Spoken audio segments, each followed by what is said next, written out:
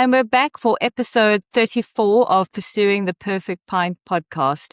And this week, I'm very excited, Brent, that we're going to Canada and really having a look at the current trends in Canada and the future outlook. And I think it's quite good because I think recently we've all become quite concerned and obsessed with what's going on in Europe with the extended drought, wildfires, and what the crop quality is going to look like post-harvest.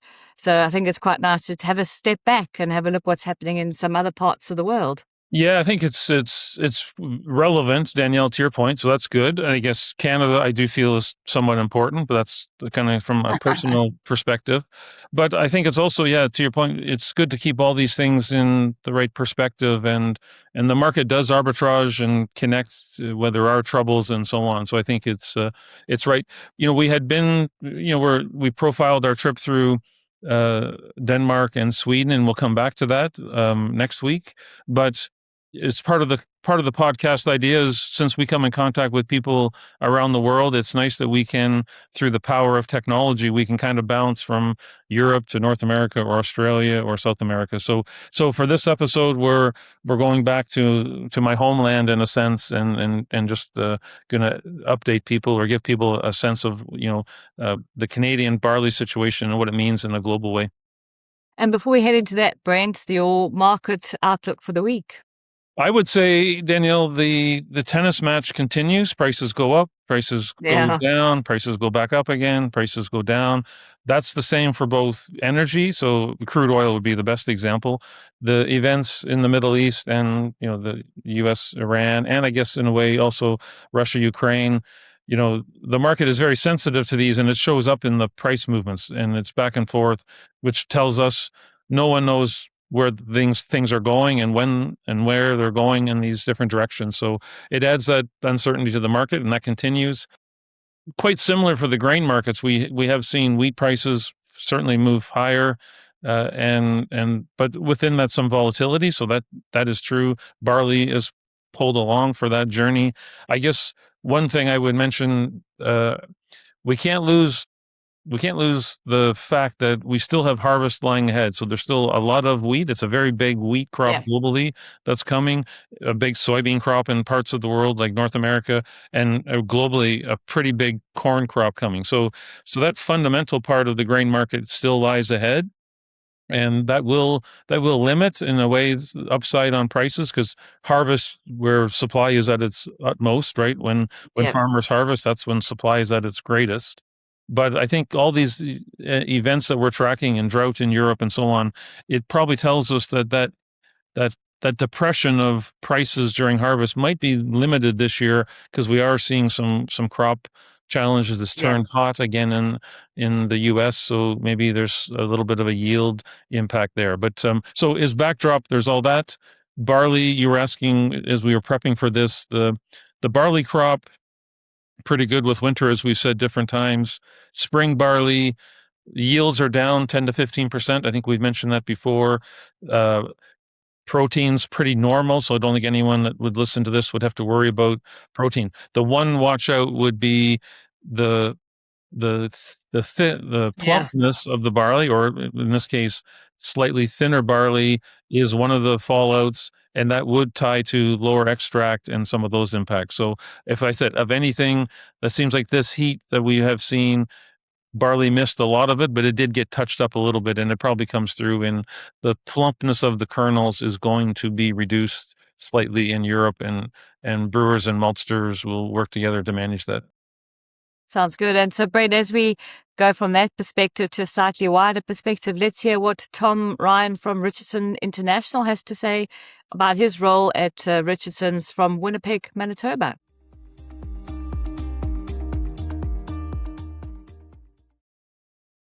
Okay, the Pursuit of the Perfect Pint is now taking a trip over to Canada. So Tom Ryan from Richardson has joined us. So I guess, first of all, Tom, thanks for taking some time to... Thank you for inviting me. Yeah. Maybe as a means of introduction, you could talk a little bit about Richardson International is very familiar to me with my Canadian roots, but I even still would refer to it as JRI. So I'm aging myself in that way. But maybe talk a little bit about Richardson and everything that is done there, and now what your role is, as we can still say you're new to the barley desk at Richardson. But maybe I'll turn it over to you for a little intro. For sure. Yes. Thank you very much, Brent. Yeah. And so, Richardson International is based in Winnipeg, Manitoba. I myself am also from Winnipeg, so born and raised in this city.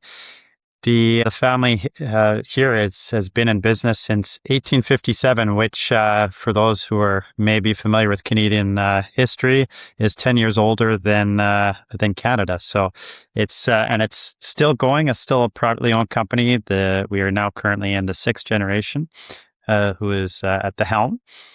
The company is now they of course they started as a grain company, but currently the parent company, James Richardson and Sons Limited, is also involved in other things. But as far as the grain side, we have grown over the past 25 years. We are an agribusiness. We work in Canada and in the US in the grain handling side. We operate oat mills. We operate semolina or durum mills. We have pasta manufacturing. We have, of course, the oat manufacturing. We also have canola crushing facilities and produce oil and margarine. And then we also operate in Europe in the malt barley sector, of course, under crisp malt. And we also operate an oat mill in the UK. So in a nutshell, that is the grain side. And myself here, I've been working 21 years at the company, but new to the malt barley side for sure. Yeah, you came over from the oat side, so I guess in some ways you've seen some similarities between oats and barley. They're both niche crops, I would say. So I guess that's helped your transition in that respect. Very much so. Yeah, it's interesting because they are niche crops, basically flat price commodities. Oats does have an oat futures, but they are very thinly traded. So, and I'm finding on both sides the challenges are very similar as far as where the industry is at today, on the malting side, brewing side, and then on our oat, the milling side. Yeah. So with all that, a wealth of experience from the company's perspective in processing grains and oilseeds, and I guess, as you mentioned, coming into the world of malt, which has got us into beer and whiskey, which has been a difficult time because you got the business got into malt industry just ahead of what's been a really difficult period.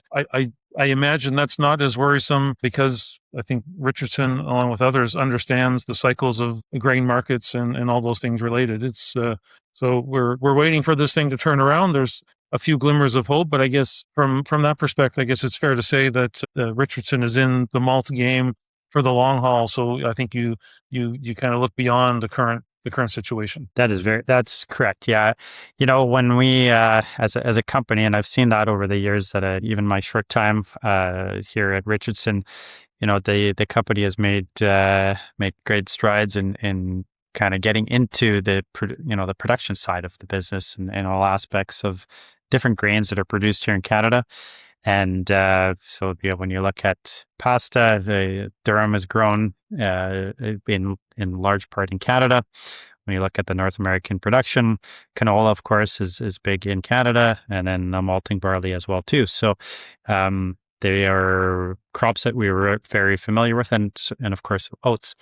So familiar with the growing conditions, with quality, and understand that these crops have been around for a long time, and yeah, we go in through cycles, and there are always ups and downs in any of these commodities, and you just have to go through the downs and wait for the up times. Yeah. Well, so the podcast is Pursuing the Perfect Pint, so that really triggers on the malt and the beer side of it.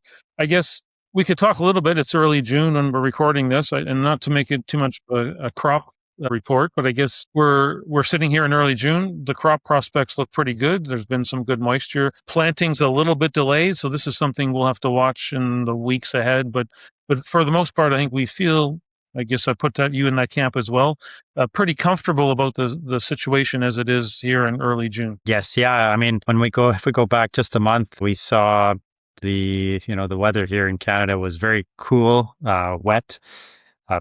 Probably you could, if you ask my wife, that we had no spring this year at all. I was actually just looking back at some temperatures. So in Winnipeg on May the 20th, it was -3 degrees overnight. And then 8 days later, we're above 30 degrees. So gives you a kind of a flavor of how cold it was. And then, to Winnipeg. Yeah, exactly. And I'd say this was probably very similar across the prairies. And more so, actually, Winnipeg was spared from a lot of those storms that came through, but we had a lot of snow in northern Saskatchewan and other parts of Alberta. But fast forward to today, and it warmed up very quickly. Things dried up, and producers were able to get into the fields. And today, we're probably around, let's say, maybe 85% complete across the prairies. There are people still, that haven't. They're just starting, so there are some small concerns, but widespread. When you look at everything, it's we're doing pretty good. Yeah, and the good part of that for anyone that's listening to it that would maybe not be as close to it, even those delays, because those delays are caused by cool, wet temperatures, once you do get it planted, you're actually starting from a very good position because you got moisture in the soil. So there's some benefits to that, other than the delays, I guess, would be the thing. I guess as we talked about in prepping for this a little bit, Tom, I guess I was talking a little bit, if you look at the North American barley market in context, more or less, we would say Canada will regularly produce 8.5 to 9 million tons, more than that last year, about 9 million tons expected this year. By comparison, the U.S. will produce about 3 million tons. So as we were talking earlier, I've always thought of it as a very good element of the North American landscape, that you've got a very big crop in Canada that's there if you need it in Mexico, or if you need it in the U.S. for some reason. And then, of course, if there's anything surplus, you can export it. So I guess, how would you align with that kind of description of how you kind of look at the North America? If you just took a step back and looked at North America from a higher level, does that kind of summarize it in a fair way? For sure, yeah. We definitely, when you look at the demand in North America and the existing malting facilities and brewing capabilities or production in North America, Canada definitely has a good, if you want to call it a buffer for any potential ups or downs or crop failures or issues that could arise. So yeah, domestically, when you look at North America, the barley is definitely there. Of course, price dictates other origins if they're cheaper, especially when you start looking at Mexico. That's a little bit further away, and rail freight is potentially higher. Other origins can get in there because of the vessel freight. But again, when you just look at a supply side of things, that the supply is here for North America. Yeah. For us, for me as a procurement person, we label that as security of supply. Just having that security, that 9 million tons sitting in Canada, I think offers that security of supply. And I guess turning it towards exports, which is most of your daily job, which is, in most years, you do have an exportable surplus, and you do have a mix of both malting barley demand that goes to parts of the world like China, like Japan, but you also participate in the feed markets. And I guess day to day, you're just balancing those domestic needs versus the opportunity to export where the supply is there. I guess that's just part of your daily function, I guess, is weighing those two things and finding where the opportunities lie. Correct. Yeah. And it's interesting just looking back at the historical kind of exports from Canada and where those markets were. And, you go back 10, 15 years, a lot of the malt barley was going into Latin America, and then with different changes in ownership and structures and consolidation of the major brewers, and then price changes, of course, too, production changes, that shifted, and a lot of the malting barley started going towards Asia. And today, that shift has kind of stayed for the most part. Asia does take the majority of malt and feed, of course, too. China being the primary one, but we are starting to see some malt flow back into Latin America, which is good for the country, right? Like it's like anything, you want to have numerous origins buying your barley, and of course, again, Mexico and the U.S. are there at pretty much every year. But when you have an exportable surplus, you do need to get rid of it, right? So yeah, well, and I'm kind of speaking like I'm promoting Canadian barley, but I guess the nature of it, so the characteristics of Canadian malting barley, for example, perform very well in the brewing process. You've got more FAN and more enzyme levels, which would be similar to the US. So, but that's also valued in other parts of the world, especially anyone that's using adjuncts. That those two come together quite nicely. So that demand's not going to go away that we can see anytime soon. So I guess we could expect that would continue. And I guess the other element to that is the US. In the US, we've seen a lot of barley production move westerly and northwesterly, because other crops come in. You can grow corn and soybeans in the US in places you never did 20 years ago. And I guess in Manitoba, there's a little bit of that as well. But by and large, Prairie Canada is a natural barley producing area. So we should feel pretty good that surplus of barley production will be there, because it fits nicely for the farmer. I guess that was ultimately one of the questions I bounced off you ahead of time was, how does the farmer feel about growing barley? And I think they still look at it quite favorably for all those reasons we just talked about. Yes, and that's really, when you look at it agronomically, it does work very well for the producers. In Canada, the farmers, of course, have numerous places that they can market their grain. A lot of different companies and end use customers on the malting side. But and then of course we have a large feed market in southern Alberta that takes a lot of barley as well too. So the demand is there, and agronomically it works really well, especially in the northern parts of Saskatchewan and Alberta, and they're actually in a lot of parts in Alberta. So it's a good viable option. And especially when you start looking into the northern parts of Saskatchewan, you have canola, which is a staple now. You have your spring wheats, and then from there, depending on where you're at, you've got oats, barley, and some some pulses, depending on where your farm is at. So, until today, you hit the nail on the head with Manitoba. Manitoba is kind of our climate's a little bit different, and producers here are able to grow other things like soybeans and corn. So, but I even think back when I first started at Richardson, and you saw the genetics kind of creeping further and further north, but it's almost like the killer bees. It didn't, at some point it was too far north, and it was a little bit risky for producers to start growing soybeans just because of frost issues and things like that, right? So, or frost risks. Yeah.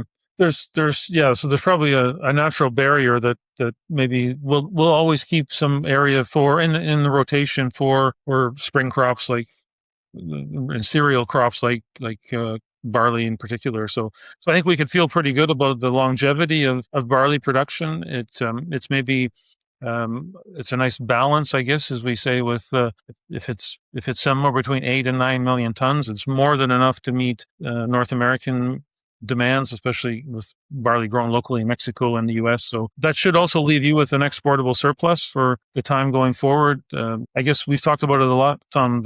It's been amazing this past year. The demand from China has been, well, I guess I just say it's exceeded almost everyone's expectations. Mine for sure, that they have just had a ferocious appetite for barley, a lot from Australia, but you participate in that as a Canadian origin. So I guess we would expect they also look favorably on Canadian barley as something they need at some ratio in their overall production. So that doesn't have any signs of changing, I wouldn't think. No, I don't think so. And what's interesting too, when you look at China, especially when you're coming out of Canada, there are a lot of options for them to buy different not just barley, but they're buying other products from Canada, and so barley also fits very well into that logistic kind of puzzle that they're always trying to piece together. So between that and the fact that the quality works very well for them, it sure seems like they'll continue to need and use Canadian barley in the years to come. Yeah. So I think we can feel pretty good about the situation. So I think your job's secure for the foreseeable future in feeding that export market. I guess maybe as we move to wrap it up, Tom, I guess we talk about the pursuit of the perfect pint, and we saw each other not so long ago in Lisbon. I guess you did some search for a beer that fits you perfectly. You might, to the extent you're comfortable, tell a little bit around what the perfect pint looks like from your perspective, because you have a specific target. Yes, yeah. I always like saying I sell a lot of things that I can't eat myself. So I'm celiac, and so of course beer does contain gluten, generally speaking, but and I was diagnosed many years ago, and so when I first was diagnosed, there was a lot of poor, terrible gluten-free beers, so I really did not drink them for a long time. But since then, I have discovered some gluten-free beers that are very good. So if I think about my perfect pint, when after RMI, I was fortunate to travel a little bit around there, and my family and I, we went to Spain, and Spain had they had a lot of gluten-free beer options. And for those who have never tried gluten-free beer, the beer surprisingly does taste very similar to real beer. So, in Plaza in Seville with the family was a perfect pint for me. Yeah, very good. Well, as I said before, I'm glad you found it on the trip to Europe. And in 2 years, it looks like we're putting our planning around Athens. I can't guarantee it, but I'll spend some time researching it as well on your behalf. But please do. we'll find a gluten-free option in Athens. And but thanks for sharing that. I think it's a unique story, and I think it's good that people that have a specific need like yours can also find products that fits and keeps you in the beer category, which is important these days. So exactly. So thanks for sharing that. Thanks for sharing some of your thoughts and around the North American barley situation and your role in it. So thanks for that, and we'll stay in touch. All right. Thank you very much, Brent. Nice talking to you. All the best.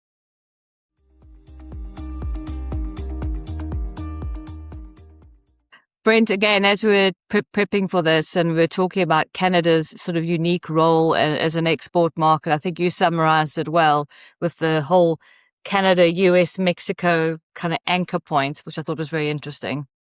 Yeah, and this comes from, unfortunately, I guess, Danielle, years of experience. I've worked both in Canada and the US, so I guess that gives me some familiarity with the region. I've always thought of it that region is supported and I guess solidified by the sense that, and we touched upon it in the video, when you have 9 million tons, as an example, grown of barley in Canada, that's a great security of supply for the U.S. and Mexico as they need it. They do, of course, grow barley in both the U.S. and Mexico, but anywhere there's a shortfall in that, you can count on Canada, if I say it that way.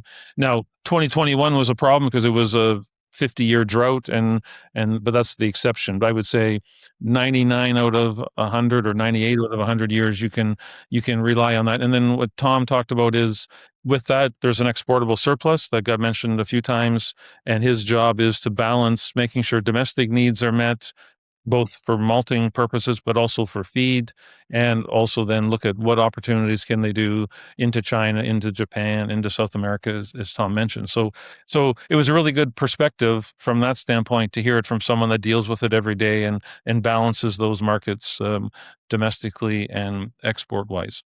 And I think you also touched on in the video, it's an interesting market because also it's got a unique sort of barley quality for sort of adjunct brewers that people are very interested in.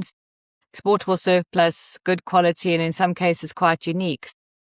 As and when demand shifts, I think Canada's quite well positioned to take advantage of that. Yeah, and I mentioned it, and you're a brewer, so you know it. But for over 100 years, North American brewers way back when always used adjunct, whether be corn or rice and so on.